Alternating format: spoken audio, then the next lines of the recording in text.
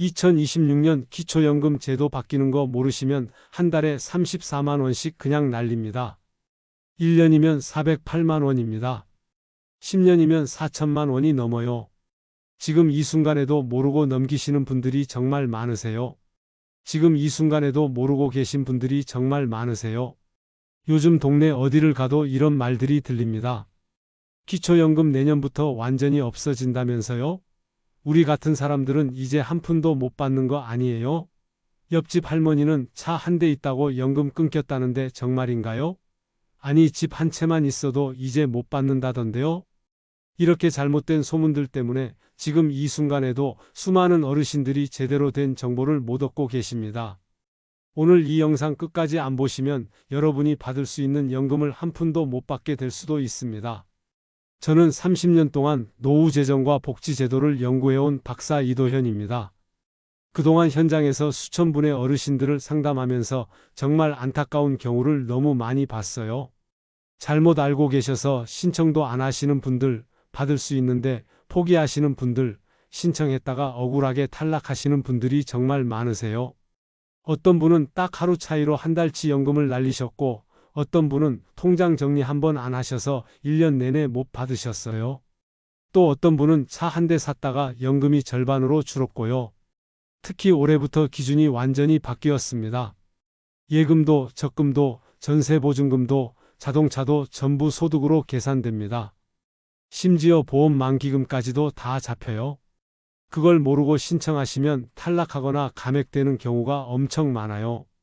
이건 단순한 소문이 아닙니다. 제가 실제 현장에서 수없이 봤던 사례들입니다. 매달 상담하러 오시는 분들 중에 절반 이상이 이런 문제로 고민하고 계세요. 그 중에는 정말 억울한 경우도 많았어요. 제가 만난 한 분은 손주 대학 등록금을 이틀만 맡아뒀다가 탈락하셨어요. 또 다른 분은 아파트 팔고 잠깐 목돈이 생겼다가 그 달에 신청해서 못 받으셨고요. 이런 일들이 매일같이 일어나고 있습니다. 여러분도 언제든 이렇게 될 수 있어요. 여러분 제발 이 영상 끝까지 보세요. 지금 당장 달력과 통장을 확인하셔야 합니다. 생일이 속한 달 1일에 신청하지 않으면 소급 지급이 안 됩니다. 한 달만 늦어도 34만 원이 증발합니다. 두 달 늦으면 68만 원이고요. 오늘 제 이야기를 끝까지 들으시면 그 돈을 안전하게 지키는 법이 한눈에 정리될 겁니다. 복잡한 거 하나도 없어요. 딱 5가지만 기억하시면 됩니다. 지금 당장 구독과 좋아요 눌러주시고 이 정보 절대 놓치지 마세요. 끝까지 안 보시면 가장 중요한 신청 방법을 놓치게 됩니다. 특히 마지막에 나올 통장 정리 비법을 못 들으시면 정말 후회하실 거예요. 이 비법 하나만 알아도 탈락 위험의 절반은 막을 수 있어요. 여러분 주변에 이런 혼란 겪고 계신 분 계신가요? 아니면 이미 신청했는데 탈락하신 분 계신가요? 댓글로 남겨주시면 하나하나 답변 드리겠습니다. 제가 30년 경험으로 정확하게 알려드리고, 제가 만난 67세 김순자님 이야기를 먼저 들려드리고요. 남편 먼저 떠나보내시고 혼자 사시던 순자님은 기초연금을 꼭 받아야겠다 싶어서 신청하러 가셨습니다. 그런데 담당자가 뭐라고 했는지 아세요? 통장 잔고가 많아서 기준을 넘었다는 겁니다. 순자님은 얼마나 놀라셨겠어요? 평생 검소하게 사시면서 큰돈 만져본 적도 없는데 말이죠.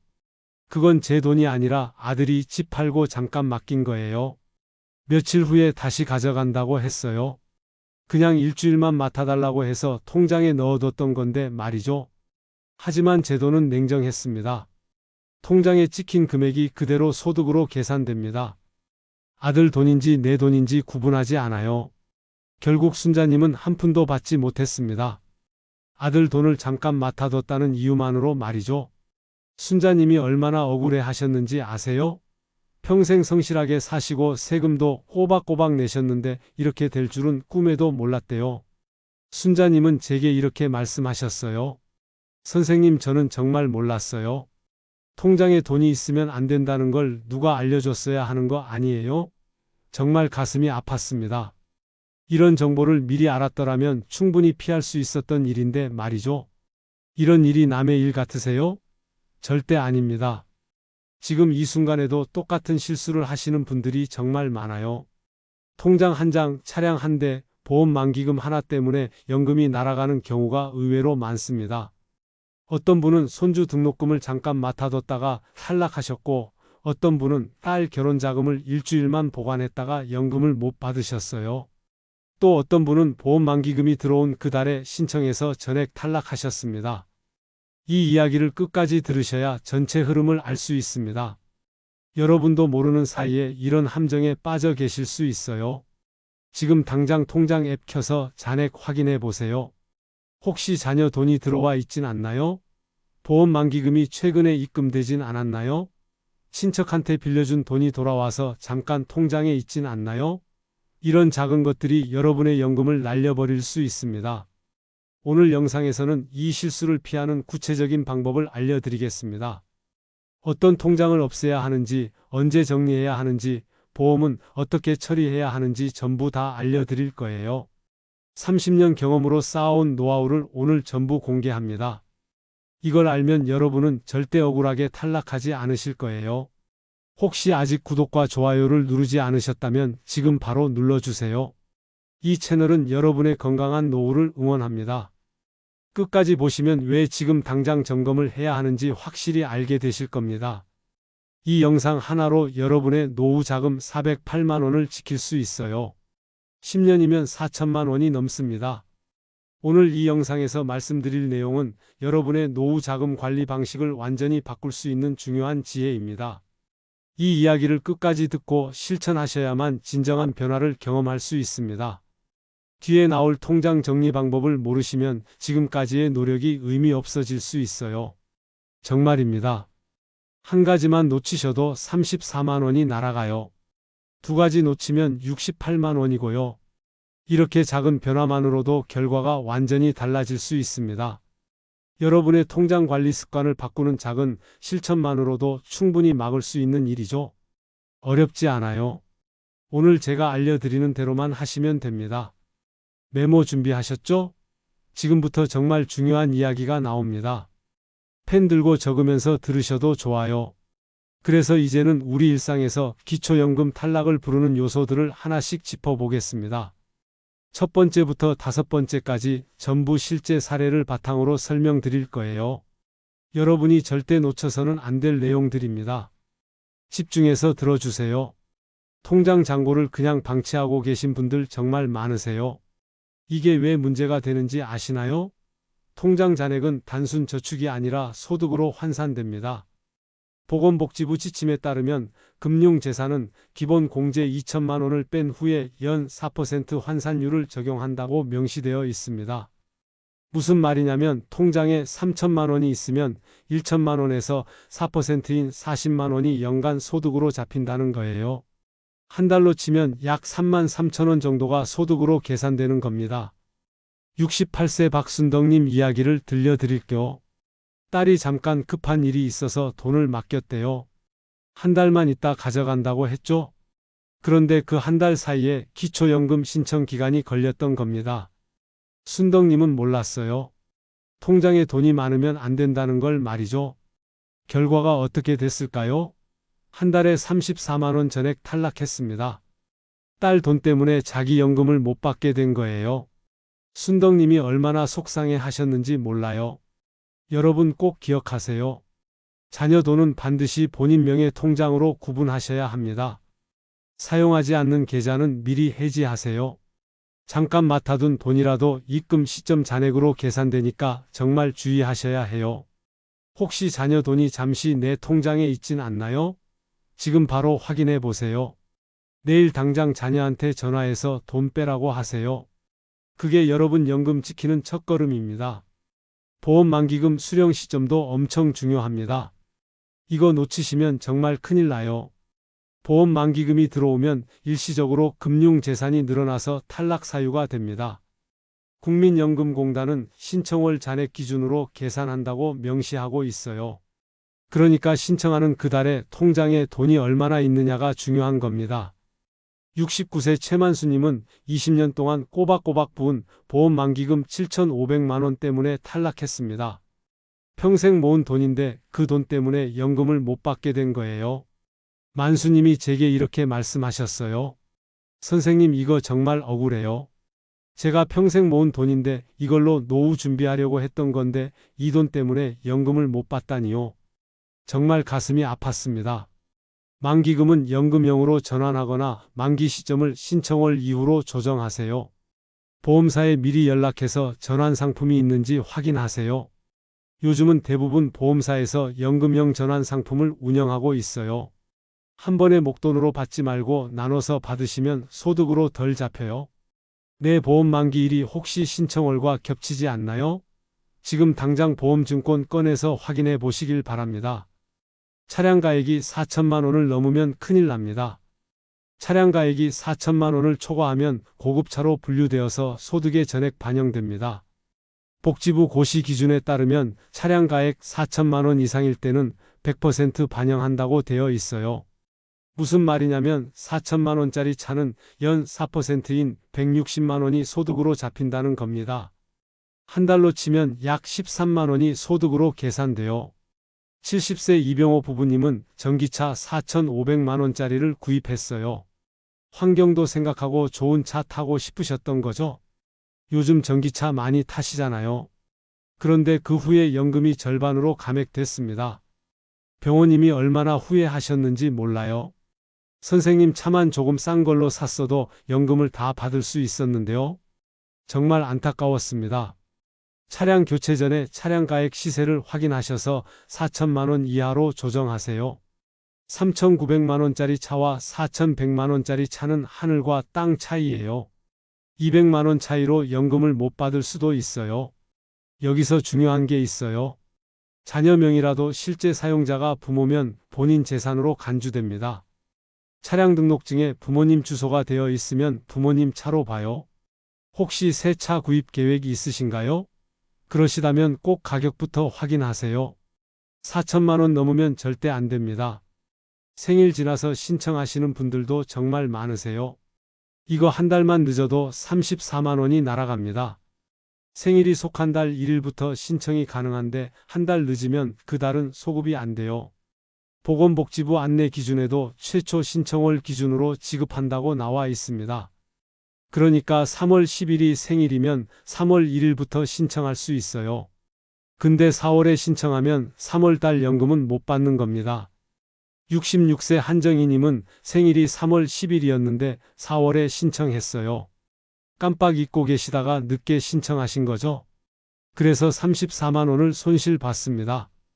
정희님이 제게 이렇게 말씀하셨어요. 선생님, 달력에 표시해 뒀으면 안 잊어버렸을 텐데요. 정말 후회된다고요. 생일이 속한 달 1일에 바로 신청하세요. 주민센터 방문 전에 신분증, 통장 사본, 서류를 미리 준비하시고요. 내 생일이 속한 달 첫날을 달력에 표시해 두셨나요? 지금 바로 스마트폰 달력에 알람 설정해 두세요. 생일 한 달 전에 미리 알람 맞춰 놓으시면 절대 안 잊어버려요. 이거 하나만 해도 34만 원을 지킬 수 있어요. 마지막으로 신청을 아예 포기하시는 분들이 계세요. 이게 제일 안타까워요. 재산이 있어도 근로소득이 있어도 받을 수 있습니다. 근로소득 공제가 112만 원에다가 30%를 추가로 적용해서 실제 소득은 낮게 산정돼요. 무슨 말이냐면 월급이 200만 원이어도 공제를 받으면 실제 소득은 훨씬 적게 계산된다는 겁니다.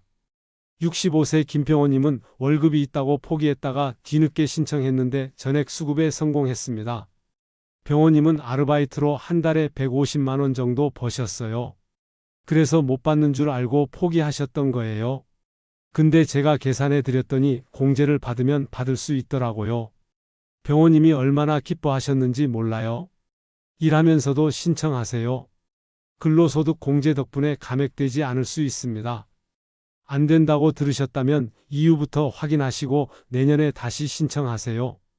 혹시 난 안 될 거야 하고 포기하신 적 있으신가요? 그러지 마시고 꼭 신청해 보세요. 신청하는데 돈 드는 것도 아니잖아요. 일단 신청부터 하세요.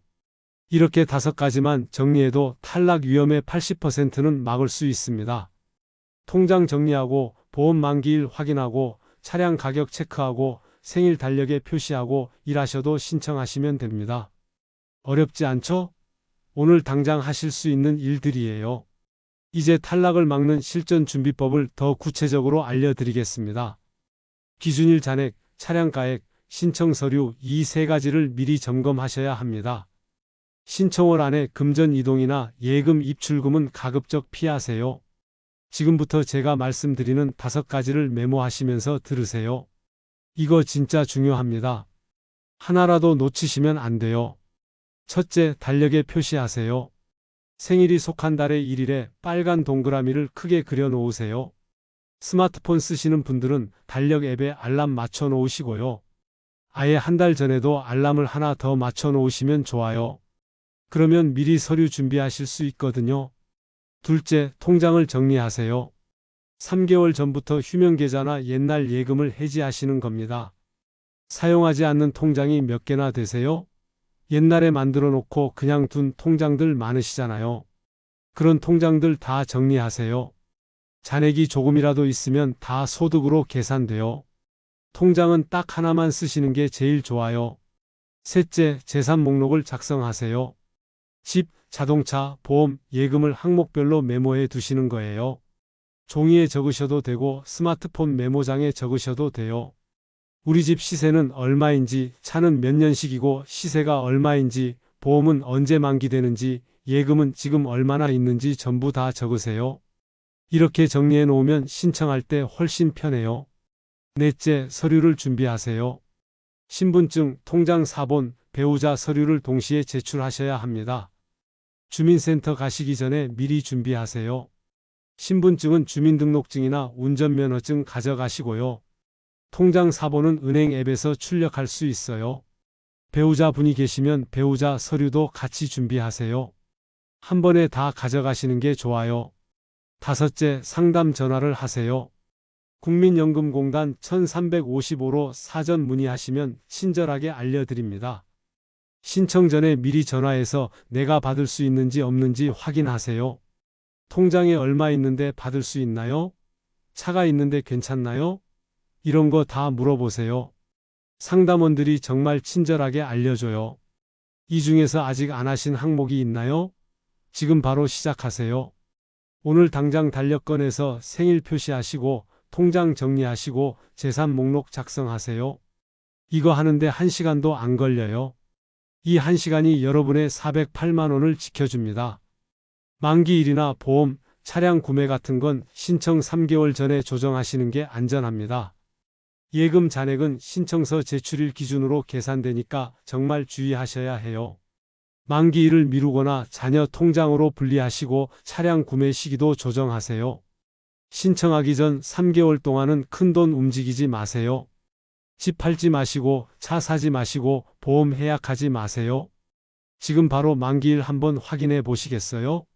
통장에 보험증권 번호 적어 두시고 보험사에 전화 한 통 하시면 됩니다. 보험사 번호 모르시면 114에 전화해서 물어보세요. 친절하게 연결해줘요. 만기일이 신청월이랑 겹치면 큰일 나니까 꼭 확인하세요. 2027년부터는 부부가맥이 단계적으로 사라집니다. 아직은 전면 폐지가 아니니까 2026년까지는 현행 기준이 유지돼요. 근데 좋은 소식이 있어요. 부부 두 분 모두 신청해도 가맹률이 예전보다 줄어들고 있습니다. 예전에는 부부가 함께 받으면 20%씩 깎였는데 이제는 10%만 깎여요. 그러니까 미리 준비하세요. 부부이신 분들은 함께 신청 준비하고 계신가요? 부부가 함께 받으시면 훨씬 유리합니다. 한 분만 받는 것보다 둘이 함께 받는 게 총액이 더 많아요. 배우자분이 계시면 꼭 같이 신청하세요. 따로따로 신청하지 마시고 한 번에 같이 신청하시면 서류도 덜 내고 편해요. 이렇게만 해도 내 기초연금 408만 원을 온전히 지킬 수 있습니다. 1년에 408만 원이면 한 달에 34만 원이에요.